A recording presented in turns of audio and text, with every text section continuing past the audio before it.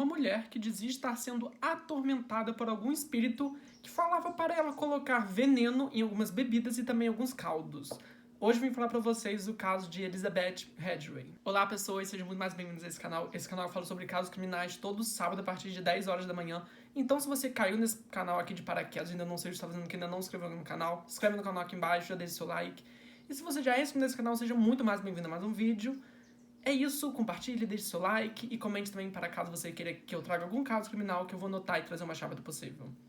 Mas hoje eu vim falar pra vocês mais um caso desse livro aqui, que é o Lady Killer, e dessa vez eu vim falar pra vocês o caso de Elizabeth Hadley, que é um caso que, enquanto eu estava lendo, novamente, eu achei ele muito com cara de vitoriano, embora não se passe na época vitoriana. É um caso que envolve veneno, envolve intrigas amorosas, algumas teorias, enfim, é uma doideira à parte. Mas chega de enrolação, chega de blá blá blá, sem mais delongas, e simbora pro vídeo de hoje. Antes de falar quem era a Elizabeth Hadley, eu preciso falar pra vocês que não tem tanta coisa assim sobre a infância dela. Alguns causos, vamos dizer assim, aconteceram, então a gente sabe, mas é porque esse caso é muito antigo. É de 1600 e lá vai fumaça, entendeu? É meados de 1600, ou seja, a gente não tem tanta informação assim sobre ela antes do crime. Mas vamos lá. Elizabeth Hadley nasceu em uma pequena e pacata vila britânica chamada Ipswich durante a segunda metade do século XVII. Mas apesar de ser considerada uma vila bem tranquila e pacata, toda vila meio que britânica era de lei que tivesse alguma coisa meio que macabra. E nesse caso aconteceu um assassinato antes desses assassinatos da Elizabeth, que foi quando o vigário estava passando ali para poder pregar. Ele descobriu que um cara foi assassinado em frente ao seu alojamento. Ou seja, já começamos por aí que o lugar não era lá a flor que se cheira, né? Mas voltando a Elizabeth, ela morou na casa dos seus pais até os 29 anos de idade em um lar muito cristão. Ou seja, as pessoas também que viam ela, junto com seus irmãos também, e viam que ela tinha 29 anos, pensavam que ela estava se reservando para uma pessoa, que ela era muito religiosa, que ela era muito meiga, sabe? Essas coisas. Mas, na verdade, ela era uma pessoa bem difícil de se lidar. Alguns irmãos diziam que ela era uma pessoa muito complicada, que não gostava de opiniões diversas dela. Tipo assim, se ela tivesse uma opinião e você ia meio que encontro, sabe? De frente com a opinião, ela te detestava. Inclusive, o primeiro assassinato dela aconteceu justamente por uma briga. Ela decidiu simplesmente matar a sua mãe. Isso porque, segundo ela, eles tinham discutido ou como a mãe dela via ela como sendo uma, sabe? Não tinha se casado, 29 anos naquela época já era considerada muito velha. Então já estava começando já esse desentendimento. Fora também que provavelmente tinha brigado por alguma coisa que ela tinha feito, que a Elizabeth tinha feito, e a mãe não tinha gostado, e quando a mãe dela foi falar alguma coisa, ela não gostou. Mas o que se sabe é que naquele dia, a briga terminou com a Elizabeth fazendo um caldo de batata, enfim. Colocou o veneno ali dentro e deu pra mãe comer. A mãe simplesmente morreu. O pai não sabia disso até então, tanto que ele continuou morando com a sua filha durante algum tempo, durante cerca de 1 ano. Ele não desconfiava de que aquilo tinha acontecido, ninguém sabia na verdade. Mas 1 ano depois, ela decidiu se mudar praticamente e foi virar empregada. Isso porque talvez ela tenha achado a vivência com o pai um pouco tedioso. Não só tedioso, mas provavelmente também muito puxado, já que ela passou a tomar conta da casa. Ou seja, ela estava querendo se livrar daquilo ali. Logo depois que ela deixou a fazenda dos seus pais, ela foi morar na cidade, onde conseguiu um emprego de empregada. O seu patrão não ficava muito em casa, ou seja, com o patrão fora, ela podia dar em cima de várias pessoas que iam visitar a casa e também, provavelmente, de alguns empregados também.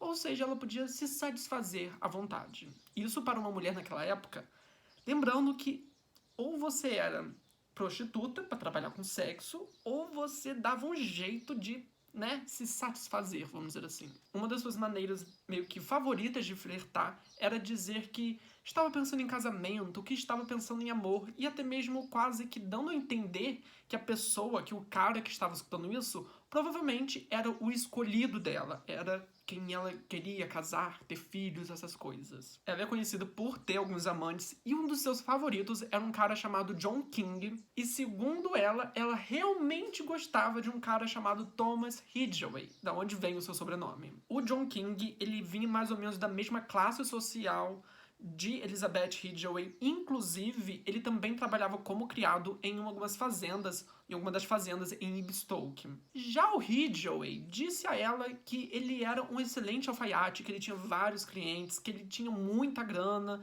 E assim, obviamente, o seu coração palpitou mais pelo Thomas Ridgway. Uma coisa também que vale lembrar é que a Elizabeth era meio que segurava muito a sua raiva até não aguentar mais. E ela levava pro coração e ficava para ela. Inclusive, enquanto ela estava com seus amantes, vamos dizer assim, ela passou a nutrir uma certa raiva de um dos criados que estava ali. E ela não decidiu confrontar ele, guardou para si e decidiu meio que se vingar. O jovem em questão, que a Elizabeth meio que passou a ter raiva em uma manhã, estava perfeitamente saudável, e durante a noite ele já tinha passado mal graças a Elizabeth, que tinha colocado mercúrio branco em sua sopa. Ele logo começou a reclamar de que não se sentia bem, de que estava passando mal, e algumas horas depois ele morreu. Perto do fim do verão, a Elizabeth percebeu que as suas ficadas, vamos dizer assim, com o Thomas e com o John já estavam saindo de controle, já que os dois queriam uma resposta dela. Queriam que ela se casasse com um deles, lembrando que nenhum dos dois se conhecia. Mas eles queriam que se casassem. É meio que compreensível da época, já que quando uma mulher naquela época dava em cima de alguém, era já com a intenção de namorar, de casar e constituir uma família. Ela não viu nenhuma saída plausível para poder sair daquele triângulo amoroso sem partir corações e sem meio que ser escandalizada pela sociedade, já que provavelmente ela tinha feito algumas coisas que as pessoas não ia gostar muito de saber. Nesse ponto, a Elizabeth Ridgway meio que já tinha um coração palpitando mais pelo o Thomas Ridgway, que era o cara mais rico. Mas ela também não queria meio que deixar o John King, já que ele poderia não gostar e poderia levar aquilo para o pessoal, e com isso ele escandalizaria toda ela, e para ela aquilo não daria certo. Então ela decidiu continuar os beijos, os sussurros, sabe, aquelas ficadas que não é muito saudável, até que ela estivesse pronta o suficiente para mandar o cara para outro mundo, já que ela preparou uma bebida, colocou mercúrio branco e deu para ele beber. Porém, a morte de John King não foi nada rápida como costumava ser, já que aparentemente o seu sangue ficou preto, as suas entranhas já estavam se corroendo, e Elizabeth finalmente meio que ficou aliviada por ver ele morrer. Tipo assim, cara, ainda bem que ele morreu, porque, olha, tava tenso. Durante todo esse período, a Elizabeth decidiu passar todo o inverno da casa onde ela trabalhava para não levantar suspeitas de que ela tinha meio que matado uma pessoa para poder ficar com a outra, entendeu? Para não levantar tantas suspeitas assim para cima dela. E então, no dia 1º de fevereiro de 1683, em uma sexta-feira, ela se casou com Thomas Ridgway. Aparentemente, o pai de Elizabeth Ridgway era expressamente contra a esse casamento, mas Elizabeth não queria nem saber e se casou com o Thomas, de todo jeito. E agora vamos falar mais sobre esse casamento que não foi nada bom. Aparentemente, para quem via de fora, o casamento dos dois, no começo, era de amor mútuo. Os dois se amavam muito, era possível ver meio que eles passeando pelos parques, passeando por mercados, tudo de mão dada, no maior amor. Elizabeth, no entanto, descobriu que esse amor por Thomas Ridgway não era muito bom, já que depois de passar quase um ano insinuando que queria se casar com ele, e logo ela conseguiu, viu que esse casamento não era tão bom assim, já que o cara que dizia ser um grande alfaiate, que tinha muito dinheiro, na verdade estava muito endividado, inclusive devia para sua irmã cerca de 20 libras, o que naquela época era muito dinheiro, e esse dinheiro levaria a família Ridgway, tanto ela quanto seu marido, à falência. Ou seja, conforme isso foi crescendo, a dívida foi aparecendo, ela começou a perceber que o Thomas Ridgway, na verdade, era muito, assim, chato, na verdade, que ele era muito implicante. E fora também que, provavelmente, o amor que ela sentia pelo Thomas Ridgway vinha meio que da sua excitação em fazer algo escondido de outras pessoas, principalmente de John King, que era um de seus amantes, e também de outros amantes. Ou seja, ela se excitava praticamente em fazer as coisas escondidos. Todo mundo sabe que escondido é melhor, né? Toda essa situação, principalmente a situação financeira, torturou tanto a Elizabeth Ridgway que ela queria se se matar naquela época. Ela chegou a pensar nessa possibilidade, Elizabeth Ridgway chegou a pensar em, sabe, tirar a própria vida para acabar com todo aquele sofrimento. Depois de algum tempo, meio que refletindo sobre esse assunto, logo ela deixou de desejar a sua morte e começou a sentir raiva do Thomas Ridgway. E a gente sabe que toda essa raiva reprimida dentro dela se tornaria logo mais uma vingança. E então ela esperou por uma tranquila manhã de domingo, enquanto o marido ia para a igreja, ela ficou em casa, cozinhou uma panela de sopa, foi até o mercado chamado East de la Zoque e comprou um pozinho misterioso para colocar ali dentro. Mais tarde descobriu-se que era o mercúrio branco. Mas colocou ali. Quando o marido chegou em casa, ela deu pro marido, mas ele chegou em casa com algumas outras pessoas que começaram a desconfiar. Já tinha um pé atrás com ela. Depois que isso aconteceu, ficou com mais pé atrás ainda. Mas logo depois que ele chegou em casa, ele comeu. Mas ele lembra, mas as pessoas que estavam junto com ele, alguns colegas, alguns alunos, vamos dizer assim, dele, da escola dominical, disseram que quando ele estava comendo, ele reclamava que estava sentindo uma textura meio arenosa. E quando ele terminou de comer, no fundo da tigela realmente parecia ter alguns grãozinhos de areia. Cerca de meia hora depois, ele já começou a passar mal, a vomitar, se sentiu muito desconfortável e logo depois ele veio a morrer naquele dia. Então, meio que ele foi sem nenhuma suspeita, ele foi enterrado e Elizabeth finalmente já estava viúva. Mas é aí que já começa a complicar para o lado de Elizabeth, já que essas pessoas que estavam com o seu marido, o seu ex-marido no caso, começaram a desconfiar da morte do Thomas Ridgway. Com o tempo, esses adolescentes que estavam junto com o Thomas começaram a desconfiar de Elizabeth do envenenamento, já que eles também viram essa substância arenosa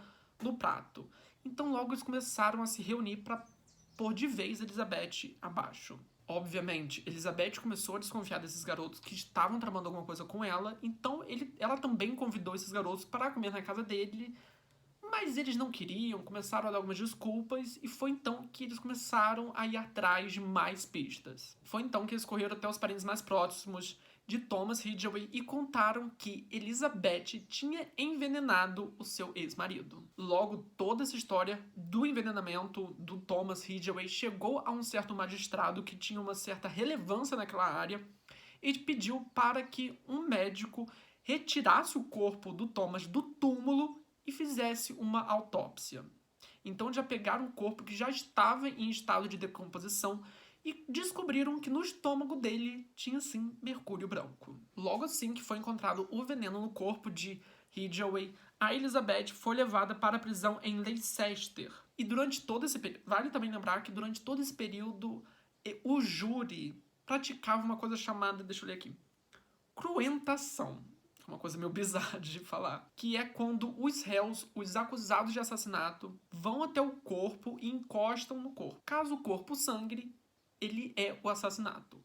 E de acordo com algumas pessoas, logo assim que a Elizabeth encostou no corpo, ela não queria encostar no corpo, mas logo assim que ela foi obrigada a encostar no corpo, ele meio que se explodiu em sangue, começou a sair sangue do ouvido, do nariz, da boca, enfim, começou a sair sangue de tudo quanto é lugar. E não havia dúvidas de que a Elizabeth Ridgway era a verdadeira assassina. Então, numa sexta-feira, no dia 14 de março, Elizabeth se declarou inocente perante um júri de 12 pessoas. Porém, a Elizabeth não convenceu a nenhum deles e logo ela foi sentenciada à morte por fogueira. Exatamente, ela foi queimada. Algumas pessoas, vamos dizer assim, começaram a se incomodar com esse veredito muito duro para uma pessoa, para Elizabeth, e começaram a falar que uma fala de um garoto de apenas 16 anos, que era um dos aprendizes de Thomas Ridgway, não era o fundamento para condenar uma pessoa à fogueira, mas o júri não deu ouvidos e continuou com aquele veredito. Ela iria morrer. Foi então que, antes dela morrer, um cara chamado John Newton, que era meio que um psicanalista,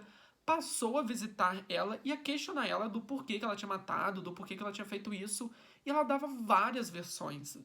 Dava algumas versões para ele, e depois, quando ele ia perguntar aos irmãos dela, eles falaram que não, isso não aconteceu, foi de outra forma, a Elizabeth nos contou de outra forma. Então ele começou a pensar que, cara, essa ideia de santa só tem o pau oco, praticamente. E quando se descobriu que também o John King era uma das suas vítimas, ela também foi confrontada sobre isso e ela falou que não sabia quem era, nunca viu, e que ele não era capaz de julgá-la pelas suas ações. E meio que para botar uma pá de terra em cima do caixão de Elizabeth, uma semana depois do seu veredito de ser condenada à morte, uma outra testemunha apareceu para dar, a última pá no caixão dela. Foi uma vizinha que disse ter visto ela comprando um certo pozinho no mercado de Ashby de la Zouch. E com esse depoimento bastante incriminador, Elizabeth confessou que tinha comprado veneno, mas não deu explicações para o real motivo que ela iria usar aquele veneno.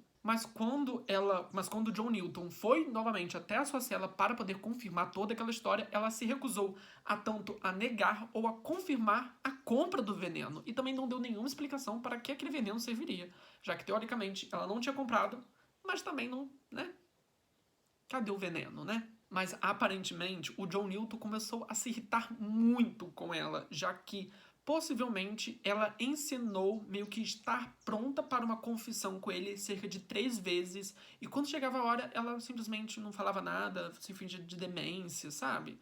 Falava que não sabia, tipo, o que ele tá fazendo aqui? Eu não vou dar nenhuma confissão. Essas coisas malucas. Infelizmente, o John Newton começou a perder as esperanças com ela e meio que começou a desistir dela, tipo assim, de vez e, vamos deixar esse caso pelo jeito que está. Era praticamente esse o pensamento de John Newton.